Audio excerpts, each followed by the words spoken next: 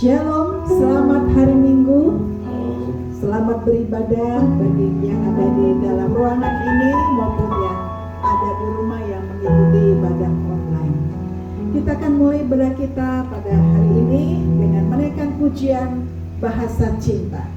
Andaikan aku lakukan. Saya undang kita semuanya untuk bangkit berdiri.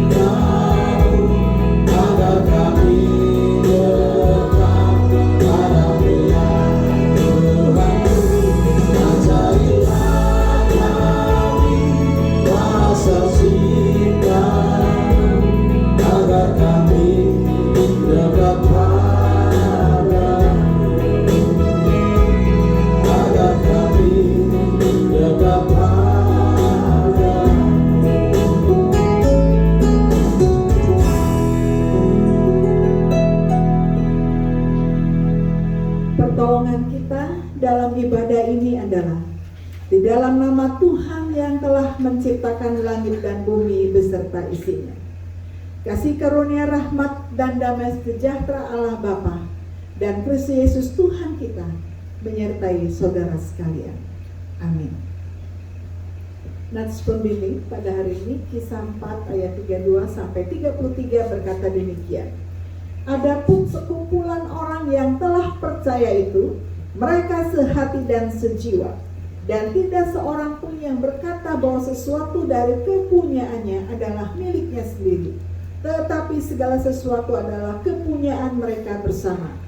Dan dengan kuasa yang besar, rasul-rasul memberi kesaksian tentang kebangkitan Tuhan Yesus. Dan mereka semua hidup dalam kasih karunia yang melimpah-limpah. Amin.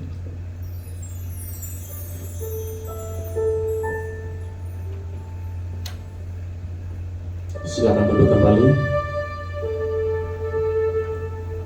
Shalom. Sekali lagi shalom. Yang menerima lawatan Tuhan, tolong lambaikan tangan.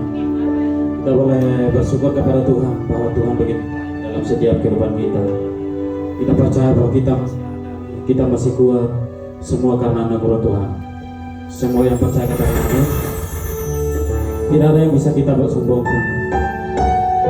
Tidak ada yang bisa kita setiap kehidupan kita, karena kita percaya bahwa semuanya berasal dari Tuhan. Mari saudara-saudara kita mengangkat tangan kita bersama-sama dan kita nyanyikan, ku percaya janji-Mu ajaib, ku bersama setia.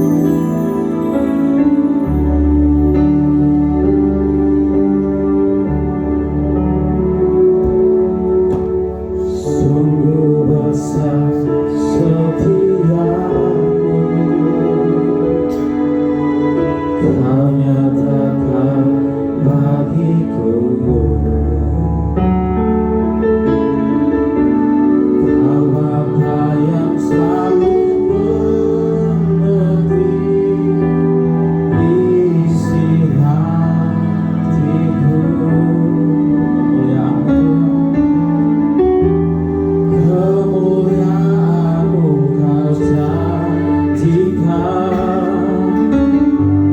Aku tetap percaya, ku percaya janji-Mu ajaib, bukti dalam kehidupanku. Ku berserah di dalam kekuatan-Mu.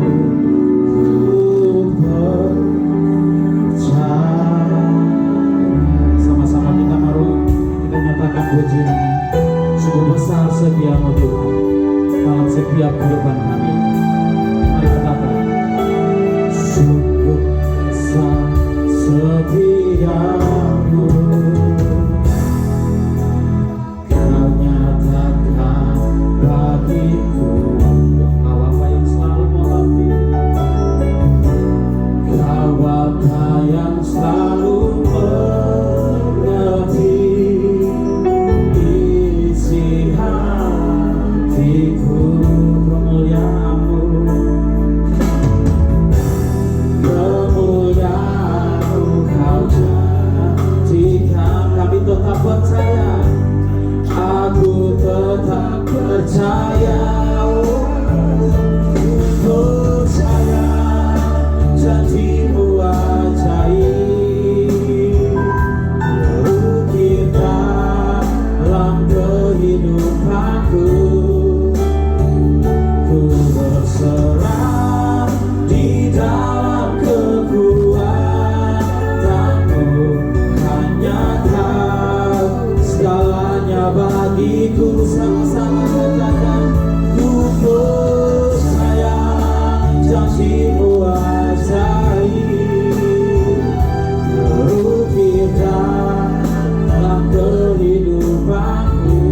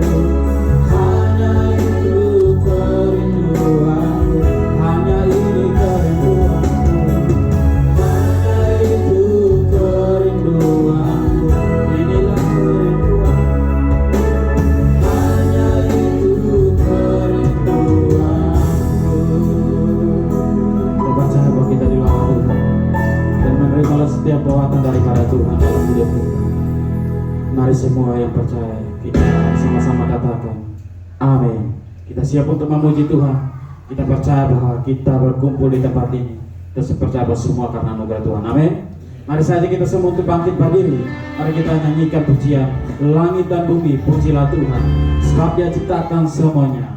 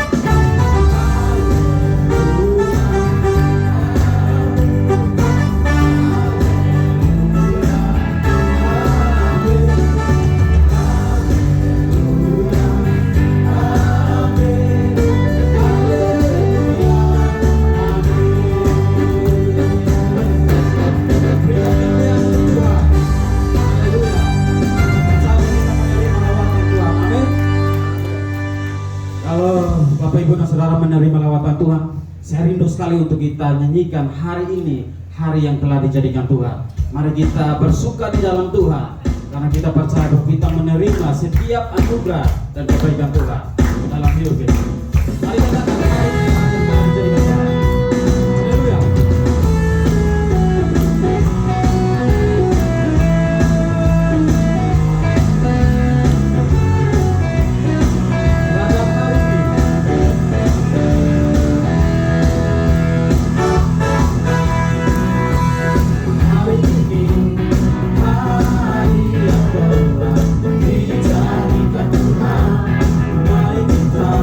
Bersyukur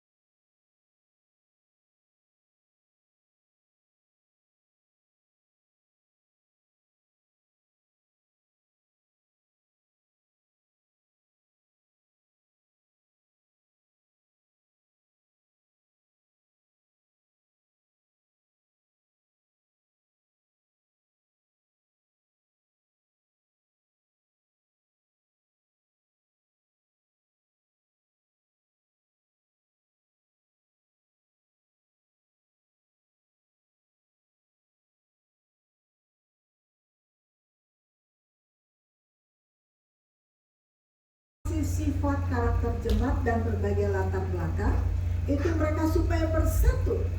Mengapa? Karena jemaat Korintus adalah jemaat yang sedang kacau sebetulnya.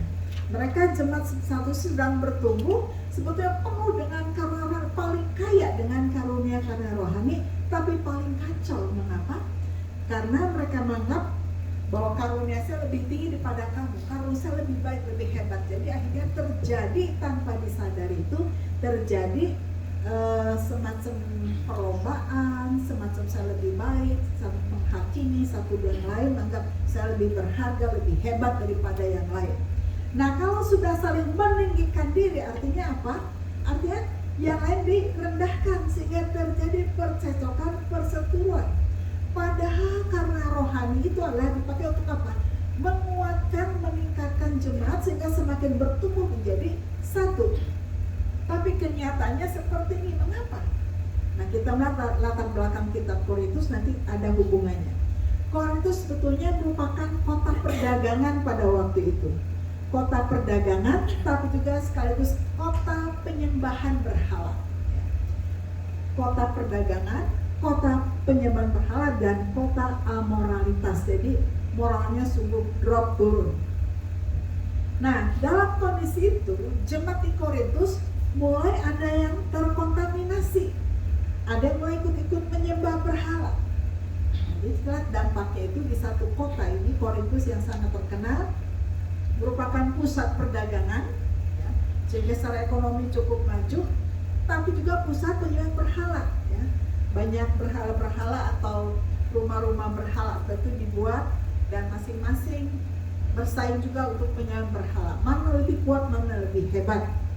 Nah, kalau sudah penyembahan berhala cukup tinggi, maka otomatis moralitasnya juga rendah. Mereka hidup di dalam kebebasan seks dan seterusnya. Jadi hidup di dalam berbagai macam dosa. Nah, di sini kembali ke awal tadi, anggota gereja ini kurang bersatu, anggota persekutuan kurang bersatu. Itulah sebabnya Rasul Paulus pada jemaat Korintus menekankan, menegaskan supaya bersatu. Bagaimana orang lain bisa menjadi pengikut Kristus kalau gereja Kristus, kalau sebagai orang percaya tidak menunjukkan kehidupan yang benar? Nah, sebab itu ketika anggota gereja ini kurang bersatu karena mereka juga mempraktekkan penyembahan berhala, sehingga tidak taat kepada Injil. Nah, kalau tidak taat kepada Injil, maka mulai ada kompromi-kompromi di dalam gereja, dalam persekutuan, yang sebagian murni taat kepada Injil, tapi sebagian mulai kompromi. Nah, maka itu terjadi apa? Terjadi hal yang tidak baik. Ya. Jadi ada sebagian pemimpin, aktivis atau jemaat yang sudah mulai terkontaminasi. Sehingga apa? Kalau sudah terkontaminasi, tidak murni di dalam Kristus, maka itu mulai terjadi perpecahan. Nah, nanti ke depan ini politik semakin tinggi. Nah, di sini para pendeta nih kadang-kadang mau menjadi politikus atau mau menjadi calon begitu, legislatif, caleg dan seterusnya, boleh-boleh sampai harus tinggalkan kependetaannya. Supaya apa? Supaya jemaat tidak terkontaminasi dan tidak memanfaatkan jemaat atau gereja menjadi kendaraan politik. Ini bahaya. Nah, sebab itu setiap pendeta-pendeta yang ingin menjadi caleg sebaiknya tinggalkan kependetaannya supaya apa? Supaya jemaat bersatu. Bayangkan kalau satu jemaat ada anggotanya berbagai macam partai politik, masih punya kepentingan menggunakan gereja sebagai alat, cilaka gereja bisa pecah di situ.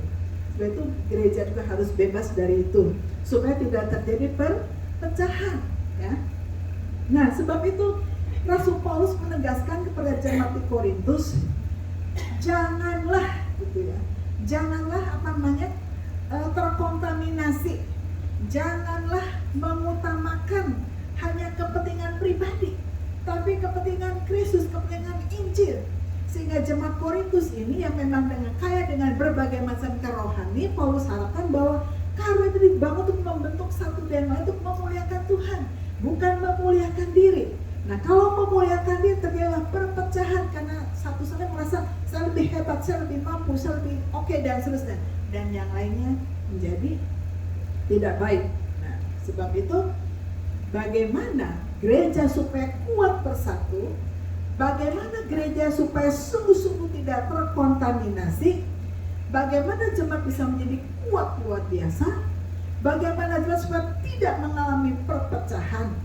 Karena kalau sudah dari perpecahan, bagaimana bisa menjadi saksi, bagaimana bisa memenangkan jiwa.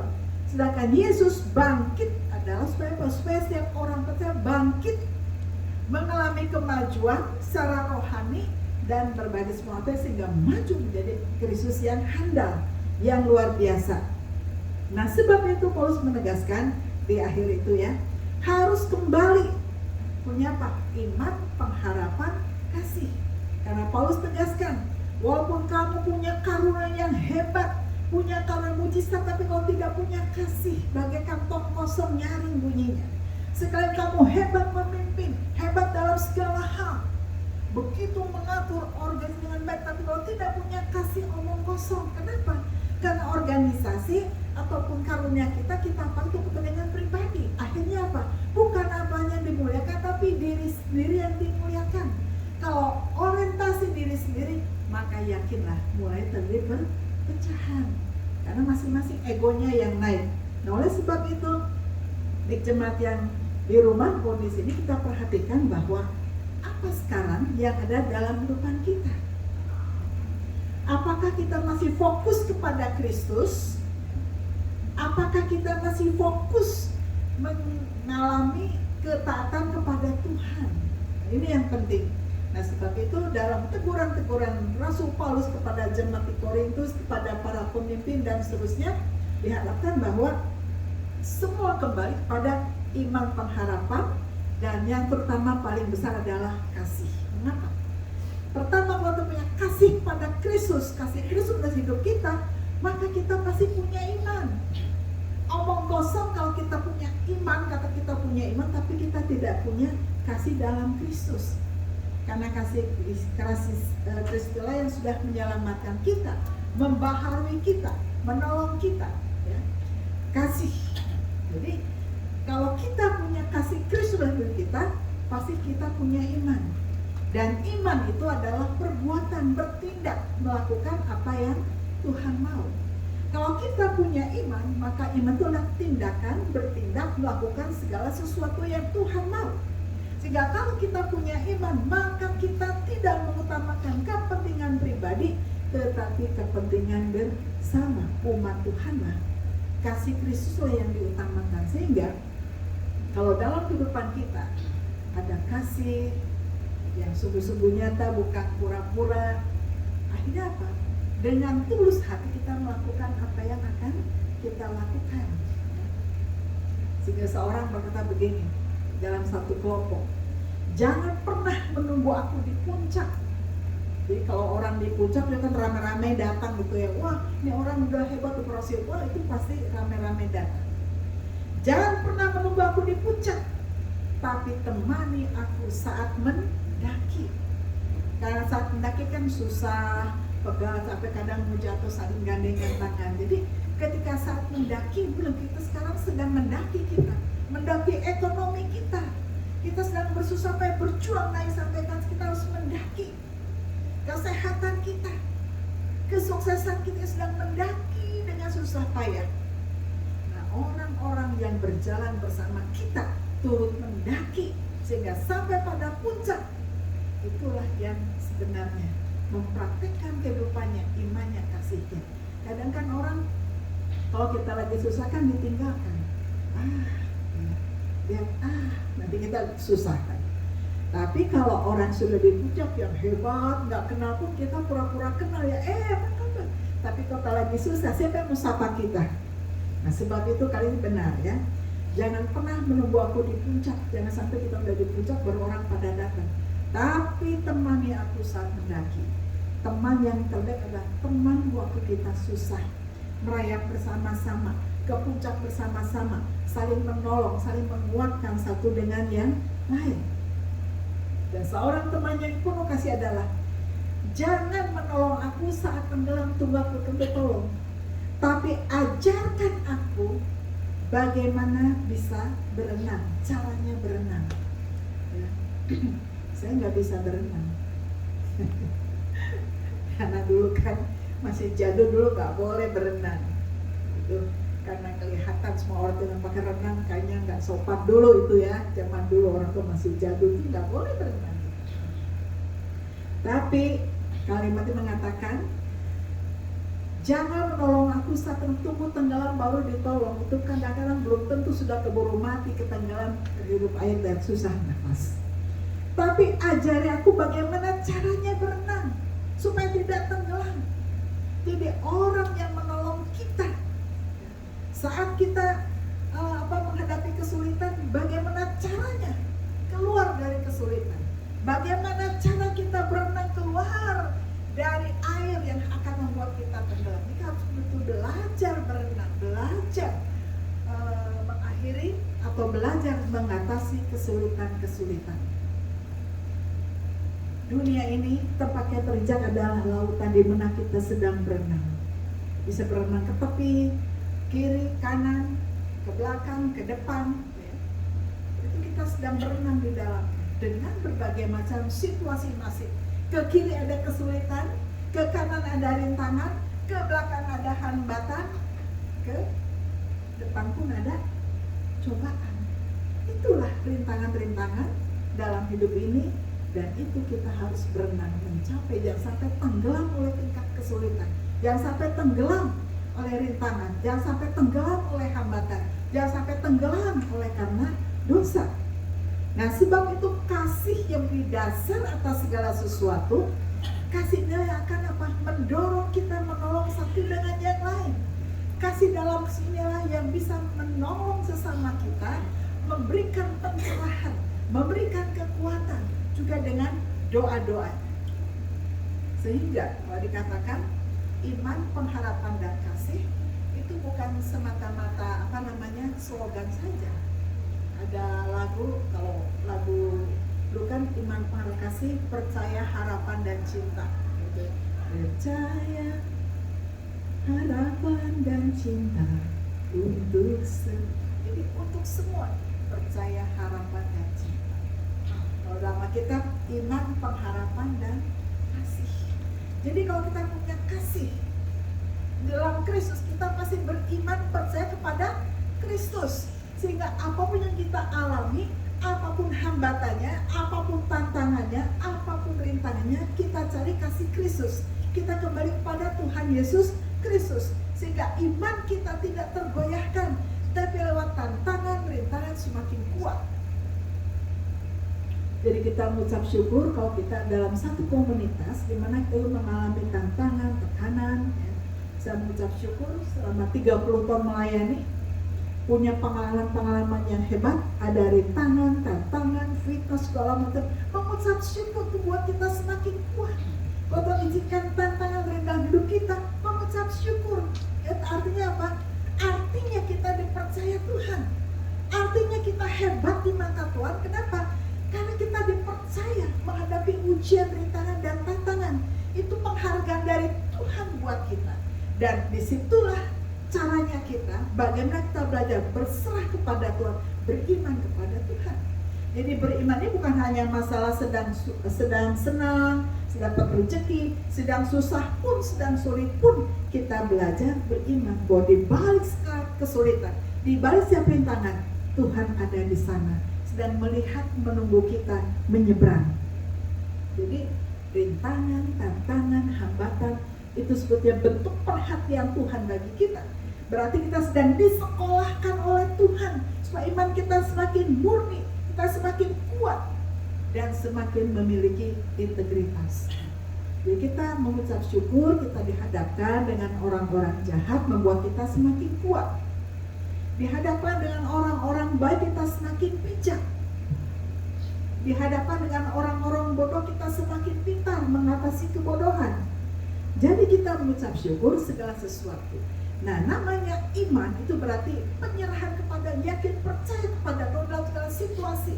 Mau situasi enak, mau situasi tidak enak, sehat, sakit, kita yakin di atas segalanya. Kalau Tuhan izinkan, pasti Tuhan kuatkan, dan berikan jalan keluar. Berikutnya, iman pengharapan. Jadi iman pengharapan tidak bisa dipisahkan. Dasarnya kasih Kristus. Kalau kita punya iman, kita pasti punya pengharapan, tidak putus asa. Nah, jemaat di kota ada putus asa sehingga apa? Terjun dalam praktek penyembah berhala. Mungkin selalu, aduh kok bisnisku begini-begini aja, kok begini dan seterusnya dan seterusnya. Akhirnya bolehlah ketemu dengan tokoh-tokoh yang hebat, yang luar biasa, tapi penyembah berhala. Supaya dapat proyek, ya udah ikut-ikut saja. Kadang-kadang begitu. Ketika hadapi kesulitan, akhirnya kita apa? Berkolaborasi dengan yang salah, kompromi dengan yang salah. Tidak punya harapan. Kalau dalam Kristus kita punya iman, punya kasih dalam Kristus, maka hadapi situasi paling sulit sekalipun kita punya pengharapan. Saya yakin bahwa di balik ini Tuhan pasti menolong. Saya yakin bahwa di balik ini semua Tuhan pasti berikan yang terbaik. Berharap pasti semua akan berlalu, badai pasti berlalu. Jadi ada kekuatannya luar biasa, ada pengharapan. Kalau punya iman pasti punya pengharapan.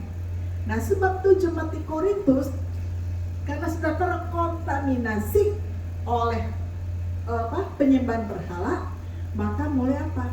Kurang beriman, tidak lagi berharap pada Tuhan, tak berharap pada tokoh-tokoh yang punya kekuatan, kekayaan supaya ditolong, dan dia ikut-ikut penyembahan berhala. Dan akhirnya ketika kompromi, gereja juga menjadi susah karena aktivis atau para pemimpin sudah mulai kompromi, maka ya gereja jadi tercemar. Akhirnya ada yang orang taat dan yang tidak taat. Nah, mulai disitulah terjadi perpecahan gereja. Nah, jadi penegasan Paulus adalah pentingnya persatuan dan supaya yang moralitasnya itu supaya tegur. Jadi Paulus menegaskan bahwa pentingnya persatuan. Persatuan dimungkinkan jika masing-masing hati dikuasai oleh Kristus. Ini penting sekali. Kasih Kristus harus menguasai. Pentingnya persatuan. Persatuan menjadi saksi Kristus. Persatuan bekerja. Persatuan melayani. Persatuan memberikan yang terbaik. Jadi harus bersatu di dalam hal-hal yang baik yang menyenangkan hati Tuhan. Dan juga bersatu untuk menegur amoralitas. Dosa-dosa di dalam gereja, dalam komunitas, dalam persekutuan. Satu sisi rajin berdoa, tapi juga satu sisi rajin berdosa. Jadi moralitas dan tidak pernah punya rasa bersalah sekalipun hidup di dalam dosa, ya. Jadi Paulus menegur tentang amoralitas yang terjadi dan juga teguran terhadap penyembahan berhala.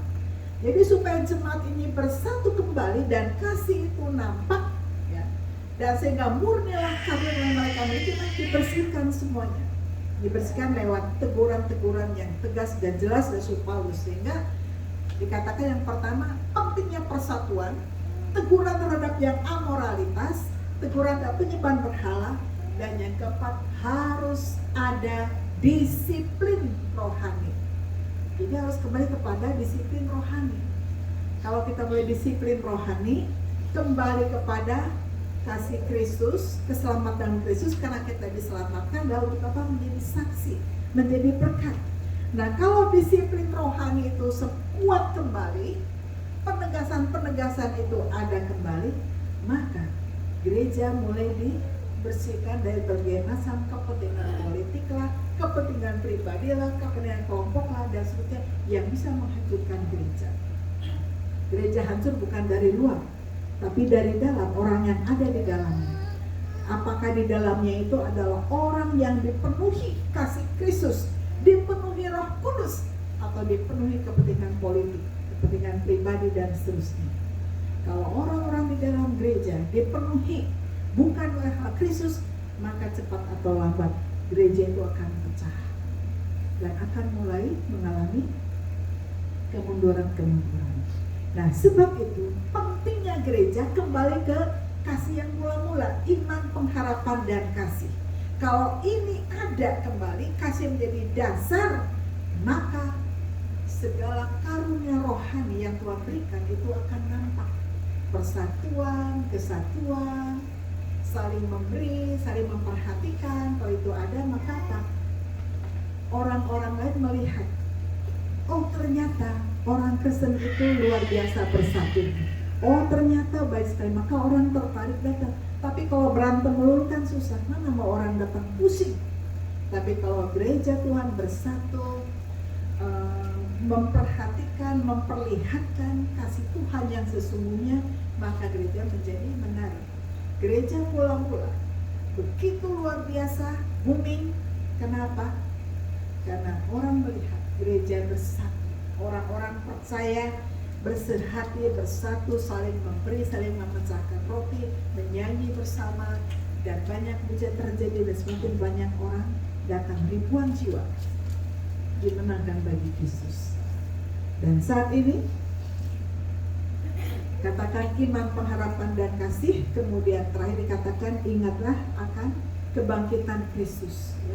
Di kisah para rasul kan setelah kebangkitan Kristus, para rasul kan dipulihkan, ya, dipulihkan dulu takut, sekarang dipulihkan jadi berani, bahkan mereka berani mati juga berani hidup, ya. Nah mereka ini para rasul dan orang-orang yang awal gereja mula-mula itu, maka mereka bersaksi dengan luar biasa, menjadi contoh yang hidup, contoh iman yang luar biasa. Mereka berkata Kristus yang bangkit, maka saya adalah jiwa-jiwa. Jadi jemaat mula-mula para rasul selama pembelian, maka selalu apa? Bersaksi bagi Kristus. Mereka bangkit kembali dan memberitakan Yesus bangkit, sehingga pada jemaat di Korintus yang percaya ini, Rasulullah harapkan ayo bangkit kembali. Jadi di penyembah berhala bangkit kembali, datang pada Kristus. Kalau engkau percaya yakin Yesus bangkit dan sungguh-sungguh kembali pada Kristus, maka engkau pun mengalami kebangkitan dan orang melihat kebangkitan dalam hidup kita. Nah, saudara sekalian, dalam kehidupan kita ini, kita masing-masing mungkin punya rintangan-rintangan tersendiri, punya tantangan-tantangan tersendiri. Tapi ingat bahwa ketika kita sudah dalam Kristus, tugas kita adalah memberitakan bahwa Yesus bangkit, ya. Mengaplikasikan apa yang sudah Tuhan bagi kita, sehingga orang tertarik melihat orang itu setelah menjadi orang percaya, menjadi baik, menjadi berubahnya luar biasa ke arah yang lebih baik. Nah kalau orang melihat kehidupan kita baik, menjadi contoh teladan, maka kita bisa memenangkan jiwa lewat karunia Tuhan berikan. Jemaat mula kan punya karunia luar biasa. Kalau yang memberi, kalau bersatu bersama-sama, sehingga semakin banyak orang datang. Nah, perhatikan lagi kita memiliki karunia rohani apa? Minimal kita pasti minimal punya satu, paling tidak tiga. Tuhan berikan kita karunia rohani, ya. Nah, apa yang ada di hidup kita yang sudah Tuhan berikan, kembangkan itu. Kembangkan untuk memuliakan nama Tuhan. Sambil yang pertama kita bereskan apa yang salah dalam hidup kita. Mungkinkah masih ada penyembah berhala dalam hidup kita, atau kita kurang percaya kepada Tuhan? Hari ini kita belajar percaya pada Tuhan. Dalam segala situasi kita belajar percaya. Nah, kalau kita percaya sungguh pada Tuhan, maka tadi iman, pengharapan menguasai hidup kita. Iman pengharapan, mengapa iman pengharapan kita kuat? Karena kita percaya pada kasih Kristus yang kuat yang didasar hidup kita. Amin. Itu mari kita hari ini bangkit bersama Kristus, menangkan jiwa melalui karunia rohani yang Tuhan berikan bagi kita. Kita bisa karunia memberi, karunia memperhatikan apa yang kita punya. Mari kita aplikasikan dalam kehidupan sehari-hari sehingga semakin banyak jiwa datang pada Tuhan. Amin. Mari kita berdoa. Bapa dalam surga, di dalam nama Tuhan Kristus, meteraikan firman Tuhan dalam kehidupan kami. Ucap syukur bahwa Rasul Paulus sudah menegur jemaat Korintus, juga menegur kami sekalian, supaya kami menjadi orang-orang percaya yang punya iman, pengharapan, dan kasih, yang tidak terkontaminasi oleh kepentingan pribadi, yang akhirnya mengorbankan iman kami, dan menjadi orang-orang yang taat pada Kristus, yang hidup hanya menyemak pada Tuhan, tidak kompromi dengan penyembahan berhala apapun yang kami terima sebagai hadiah atau sebagai sesuatu yang membawa kami mungkin lebih kaya atau lebih sukses oleh karena penyembahan berhala. bila kami dijauhkan itu, bila kami tidak kompromi, namun iman kami murni di hadapan Tuhan. Terima kasih Bapa, memberikan firman Tuhan dalam hidup kami. Dalam nama Tuhan Yesus kami berdoa. Amin.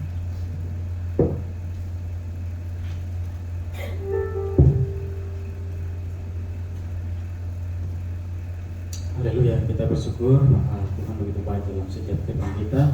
Percaya bahwa firman Tuhan akan memberkati kita. Terima kasih atas kebenaran firman Tuhan. Ibu Pendeta Indri, kiranya Tuhan Yesus memberkati. Biasanya kita akan memberikan terbaik untuk Tuhan kepada petugas. Saya persilakan. Saya juga menyapa Bapak Ibu yang ada di rumah, bisa lihat di layar, bisa memberikan persembahan atau berdoa. Sebelum kita memberikan persembahan kita, mari kita satu dalam doa. Bapa kami yang di surga, kami mengucap syukur atas setiap kebaikan, setiap cinta kasih anugerah Tuhan dalam hidup kami Tuhan Yesus. Kami percaya bahwa Tuhan melawat kami melalui kebenaran firman Tuhan yang sudah kami dengar, dan tiba saatnya kami akan kembalikan apa yang menjadi kepunyaan Tuhan. Untuk itu Tuhan Engkau memberkati kami, biarlah setiap persembahan yang kami berikan ini kami percaya bahwa untuk hormat kemuliaan bagi nama-Mu. Untuk Yesus Kristus kami berdoa bersyukur. Amin. Silakan memberi Tuhan. Kita naikkan pujian Allah sumber kuasa.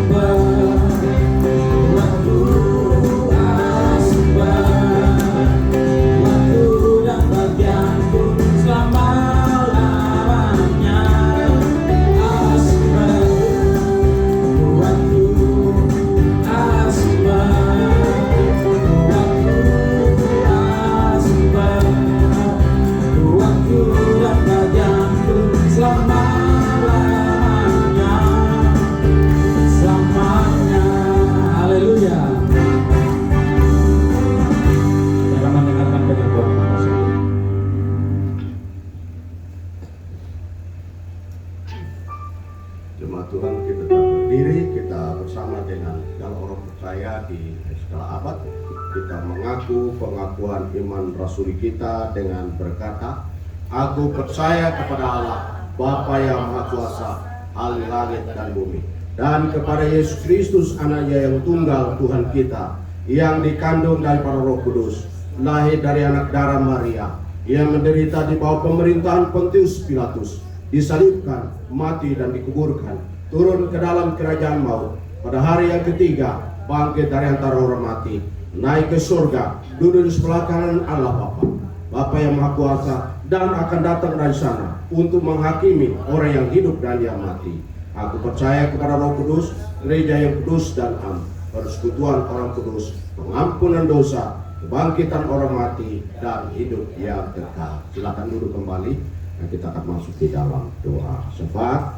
Kita akan akhiri dengan bersama-sama mengucapkan doa Bapa kami. Mari kita berdoa. Bapa di surga, terima kasih untuk firman Tuhan, bahwa dasar kami percaya kepada Kristus dan diselamatkan karena kasih Allah yang besar. Allah di dalam Kristus yang mengorbankan dirinya karena mengasihi kami orang berdosa.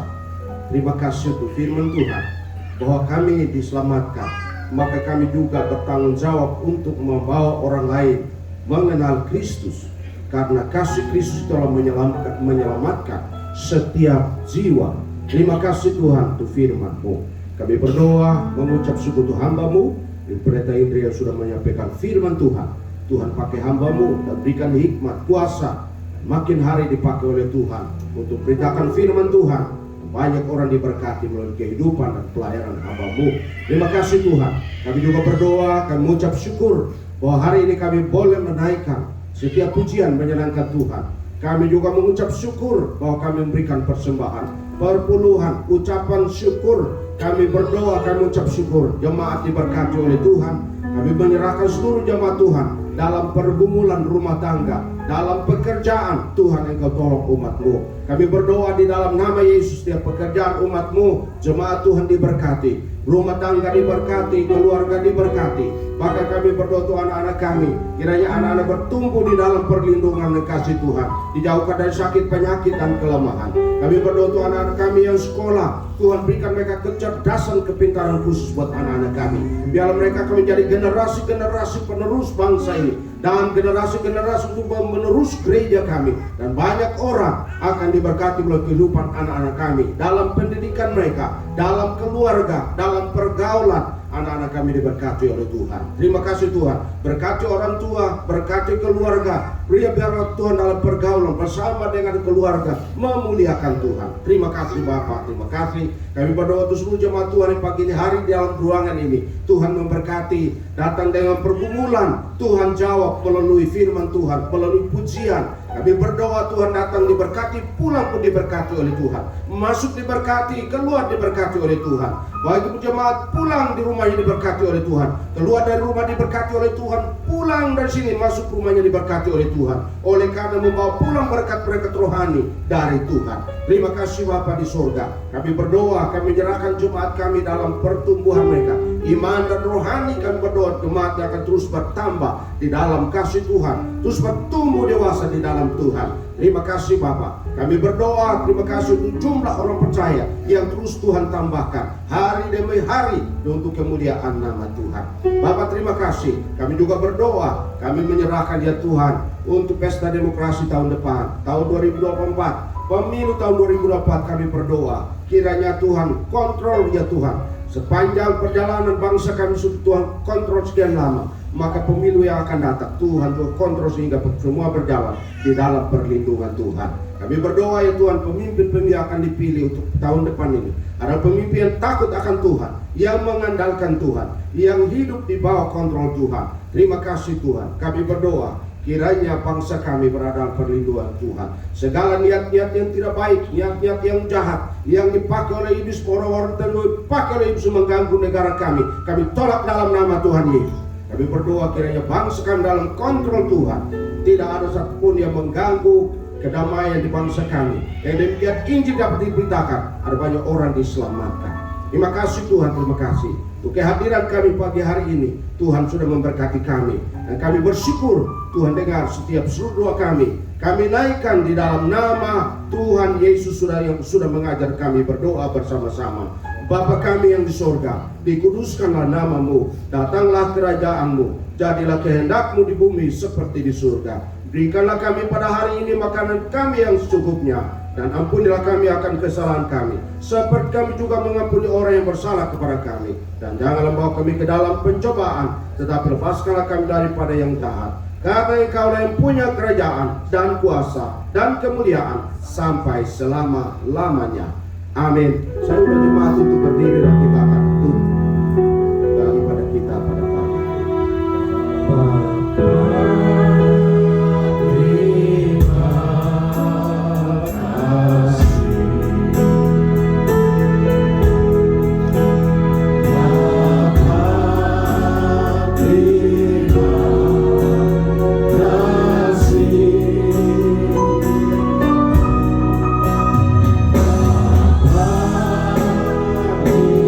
Terima